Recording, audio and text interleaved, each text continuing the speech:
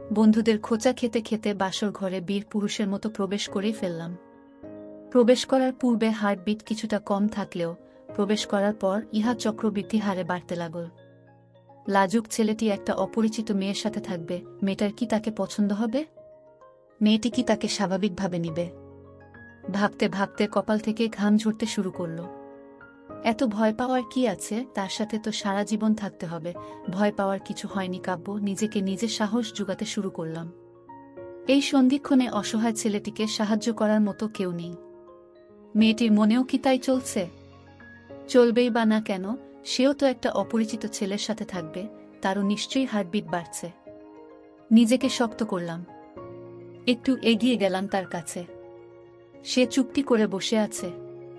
তার ঘোমটাখানা তুলিয়া তাহার মুখখানা দেখিবার জন্য নিজেকে শক্তভাবে প্রস্তুত করলাম, কিন্তু বেচারা হাত কিছুতেই তাহার ঘোমটা ধরিবার সাহস পাইতেছে না। মেয়েটি বুঝতে পারিল আমি ভীষণভাবে লজ্জিত, তাই নিজেই ঘোমটা তুলিল। তার চন্দ্রমুখটা দেখে আমি অবাক দৃষ্টিতে থমকে গেলাম। হরিণী চোখ আর মেঘ বর্ণ চুল আমাকে ভাষাহীন করে দিয়েছে। এই যে মিস্টার, কি দেখছেন এত করে? ইয়ে মানে না, কিছু না। থতমত হয়ে তার কাছ থেকে কিছুটা দূরে গিয়ে টেবিলে রাখা জলটা পান করলাম। বুঝতে পারছি মেয়েটি মুচকি মুচকি হাসছে। এবার একটু সাহস পেলাম। মেয়ের নিশ্চয়ই আমাকে কিছুটা পছন্দ হয়েছে। তার কাছে আবার গেলাম। আচ্ছা, তোমার নাম তো মিষ্টি। মানে কি? বিয়ে করছেন অথচ নাম জানেন না? না মানে ইয়ে, এত মানে করবেন না তো। বুঝতে পারলাম বালিকার সাহস আমার থেকে অনেকটা বেশি। আচ্ছা মিষ্টি, একটা কথা বলি। আমরা কি ফ্রেন্ড হতে পারি? আমার প্রস্তাব শুনে সে মুচকি হাসিতে লাগিল। নববধূ না হলে মনে হচ্ছে অট্টহাসিই দিত। বাসর ঘরে বউকে বন্ধুর প্রস্তাব দেয়াতেই মনে হয় এমন হাসি। মাথা নেড়ে মুচকি হাসিতে উত্তর দিল, হতে পারি। একটা অপরিচিত মেয়ের সাথে শারীরিক সম্পর্ক করাটা আমার মনে বাধা দিল, তাই তাকে বন্ধুত্ব করার প্রস্তাবটা দিয়েছিলাম। একে অপরকে ভালো করে বোঝা, দুজনকে দুজন জানা, একটা সুন্দর সম্পর্ক গড়ে তোলা, যা আমার প্রতিদিনের স্বপ্ন ছিল। স্বামী স্ত্রী সবচেয়ে ভালো বন্ধু হতে পারে। যখন দুজন মনের খুব কাছাকাছি থাকতে পারবো, তখন শরীর এমনিতেই কাছে আসবে। ছাদে যাবেন এখন? কি সুন্দর পূর্ণিমা। আমি আচ্ছা, আজকে সারা রাতটা চলেন গল্প করে কাটাই। আমার এমন আবদার শুনে খুব খুশি হল। দুজন ছাদে গেলাম। চাঁদের আলোতে মিষ্টিকে স্বর্গের অপ্সরী লাগছিল। আচ্ছা মিষ্টি, পৃথিবীতে সবচেয়ে সুন্দর সম্পর্ক কোনগুলো?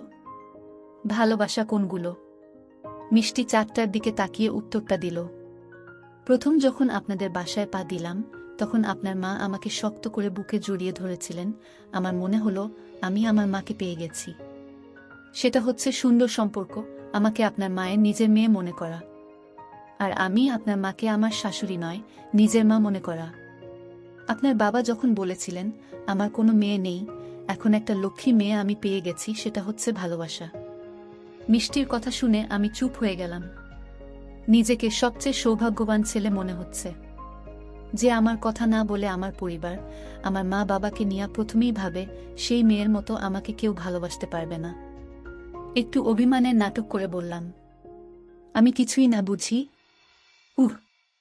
এই যে আপনি এই রাতে একটা মেয়েকে পেয়েও তার শরীরকে না ভালোবেসে তার কাছে বন্ধুত্বের হাত বাড়িয়ে দিয়েছেন। একটা সুন্দর রাত উপহার দিচ্ছেন, আমার জীবনের সেরা রাতটি উপহার দিচ্ছেন।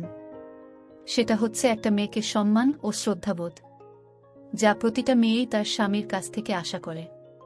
মিষ্টির মুখে স্বামী শব্দটি শুনে লজ্জায় লাল হয়ে গেলাম। মিষ্টি আমার হাতটি ধরে ফেলল। এই যে লাজুক ছেলে, এত ভয় পাচ্ছেন কেন? আমার আরেকটা জিনিস চাই, সেটা পারবেন তো দিতে?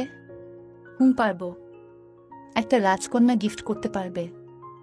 আমি সেদিন লজ্জা কণ্ঠে বলেছিলাম, শুধু ভালোবাসতে হবে, আমি তোমার পৃথিবীর সব সুখ দিয়ে দিব। তারপর আমাকে কাছে টেনে নিল, বলল, এত লজ্জা কিসের, আমরা তো এক অপরের বন্ধু প্লাস জামাই বউ। আমি ধীরে ধীরে তাকে সোহাগ করতে শুরু করলাম। তারপর আমি তাকে জড়িয়ে ধরে বললাম, তুমি আমায় কোনোদিন ছেড়ে যাবে না তো? তোমার আমার বন্ধনটা আজীবন ধরে রাখবে তো? এই রাতে সবাই আদর করে, আমি কি তোমায় একটু আদর করব? অবশ্যই করবে না কেন?